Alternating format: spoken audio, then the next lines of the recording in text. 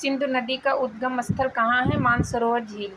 कहाँ है मानसरोवर झील? गोदावरी नदी कहाँ से होकर बहती है? महाराष्ट्र, तेलंगाना और आंध्र प्रदेश। भारत की प्रमुख नदियाँ कितनी हैं? 35 प्रमुख नदियाँ हैं। भारत की शोक नदी किसे कहते हैं? कर्मनाशा नदी को भारत की शोक नदी कहते हैं। बद्रीनाथ का प्रसिद्ध मंदिर किस नदी के तट पर स्थित है? अलकनंदा के। किस नदी के तट पर स्थित है? अलकनंदा। केदारनाथ का प्रसिद्ध मंदिर किस नदी के तट पर स्थित है? मंदाकिनी। कौन सी नदी मध्य प्रदेश से निकलती है और खंबात की खाड़ी में गिरती है? माही नदी। भागीरथी नदी कहाँ से निकलती है? गौमुख से। भागीरथी नदी गौमुख से निकलती है। दक्षिण भारत का पठारी प्रदेश को कौन सी नदी दो भागों में विभाजित करती है? साबरमती।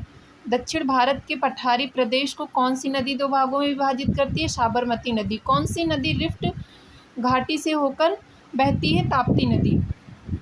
हिमालय काटकर एवं बहकर आने वाली नदियाँ कौन सी हैं? ब्रह्मपुत्र, सतलज और सिंधु नदी। विध्वंस घाटी यानी रिफ्ट घाटी से होकर बहने वाली नदियाँ कौन सी हैं? नर्मदा नदी है। कौन सी है? नर्मदा नदी।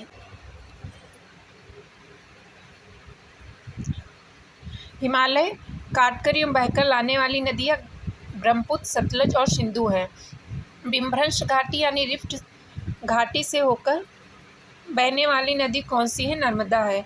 किस नदी को दक्षिण भारत की गंगा कहा जाता है? गोदावरी को। गोदावरी को दक्षिण भारत की गंगा कहा जाता है।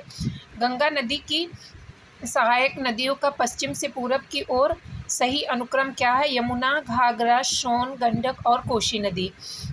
यमुना, घाघरा, सोन, गंडक और कोसी नदी है।